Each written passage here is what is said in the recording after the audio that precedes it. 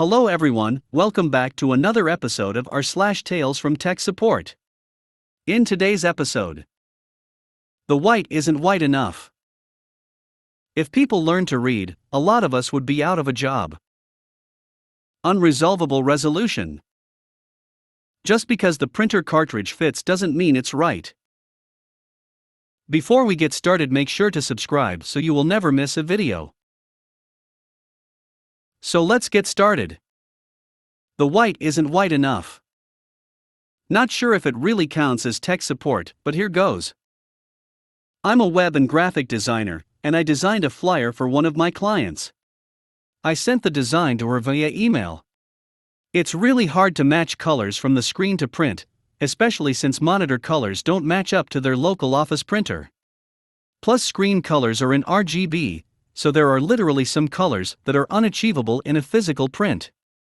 Usually, for exact color matching, we have to use Pantone swatches, or when they send it for the actual print, they can sort it out and tweak with the actual technician.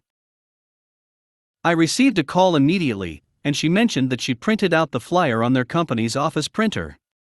I readied myself for the usual spiel about how monitor colors don't match the printout, etc., etc. Conversation goes like this. Client: hey, I printed this out and the colors don't match what I see on the screen. Me: yeah, don't worry about that, every monitor is different, and you can't calibrate it to match your office printer. I used the exact CMYK colors for your logo and fonts.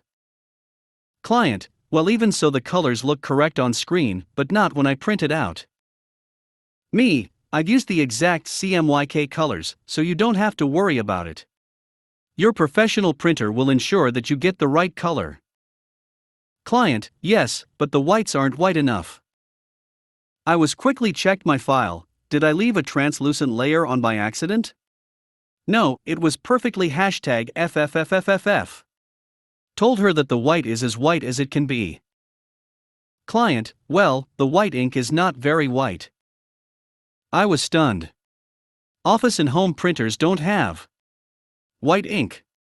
It's just the white paper.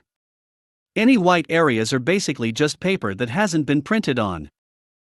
I tried hard to explain this concept to her. That printers don't print the white. Regardless, she insists that they do. I tell her that it cannot be done on an office/home printer. It literally requires a separate offset printing plate that only large commercial printers use. And even then, seldom do people print white at all. She insists that her printer does print white, and that the design I sent her simply isn't white enough. I tell her maybe her paper stock isn't white. Maybe the paper itself is yellowish? Client: no, it's not my paper, it's that your white isn't white enough. Look, I've used some of my liquid whiteout on the paper. It's very white. Your design is not printing the white colors properly. I was flabbergasted. Couldn't laugh out loud. She literally used whiteout on the printout and complained that the correction fluid was whiter than the paper. Can't really remember what happened after, but she showed her boss, and he seemed happy with the design. So everything went well, I suppose. If people learned to read, a lot of us would be out of a job. I'm kind of new to this and still absolutely mind-boggled by the kinds of stupid calls I get.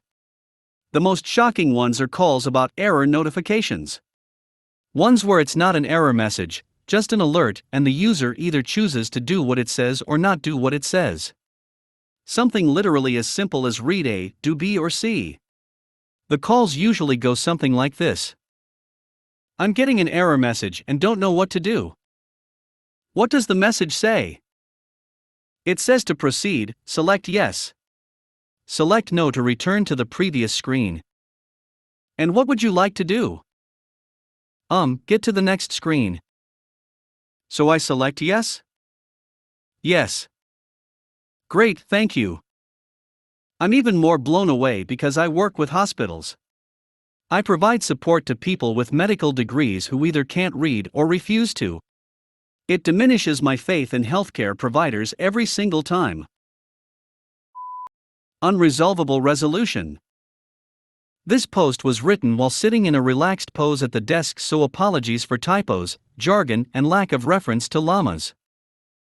We look after several customers and a few of them are on VMware Horizon and using virtual desktops. One of these lost a staff member and borrowed one from another division for half a day a week to help out. I shall name this borrowed staff member Pandora. The staff member who left shall not be named as they are irrelevant to the story. So that's the sitch. Friday morning till midday, Pandora goes to the other desk, logs on as the other user, it's a generic login anyway, on the physical PC, and then logs on to the VM. Cue the phone call to us as, horror of horrors, the text for the pictures has changed and Pandora wants to make sure she has not been hacked. To be clear, the text has not changed, the size of the text has changed. Before you reach for the Wireshark and router logs, or even check under her keyboard for the post note with faded password to determine the source of the hack, the Friday morning PC has a 19 monitor. Still at 1920x 1080, but 19 imperial inches. On Thursday night, she left a 23 monitor. Kudos to her, she can see the difference in icon size between a 19 and 23 screen, but cannot see that one is a larger screen. The IT version of cannot see the forest for the trees, cannot see the bezel for the pixels or something. That needs work. Ignore that attempt at metaphor, it's silly. We get through the explanation and the call is done. At midday, Pandora goes to lunch and returns to her regular desk on her regular desktop and regular login on her regular VM. Cue the call that the "join with me here intuitive readers" text for the pictures has changed, but now they have gone large. Probably 15% larger or thereabout. Please note, this is not a story bagging the woman for calling up on 2 occasions, this is every Friday. There are other calls that will be received from Pandora during the week, but those 2 on Friday are clockwork. The division where Pandora helps has just hired a new person to sit at that desk, so Pandora does not need to go there on Fridays now. It's quite possible that there will be new frustrating calls from the new person, but at least I will not have to give geometry lessons every Friday anymore. Just because the printer cartridge fits doesn't mean it's right. I'm not the official tech support person, I'm just the guy everyone goes to because I'm good with computers. Jay comes to me the other day and asks for help with his printer. Okay, let me take a look. Jay, don't touch anything else, let me finish off filling out this TPS report, and I'll be right with you. I go to Jay's workstation and he has his printer open. I look in and the package to the ink is ripped open. I look at the old cartridge and it's an HP number 39. I look in the printer and it's a HP number 37. Jay, you bought you the wrong cartridge. Long story short, we have to buy our own cartridges and then expense report them. It fits. Jay, it's like you bought an oil filter for a 57 Chevy Bel Air, but you're trying to shove it into a 57 Chevy truck. Close isn't good enough, it has to be exactly the same cartridge. But it fits. It's not right, you need to go back and get an HP number 37 or hashtag 37XL cartridge. Can I return this one I just bought? Probably not because it's opened. Let me get a Ziploc bag and leave me the receipt, and I'll throw it on the shelf, and if anyone needs that cartridge they can give you cash for it. And then this morning, what do you know? My printer ink hits low and behold, I open my printer up and I need the number 39.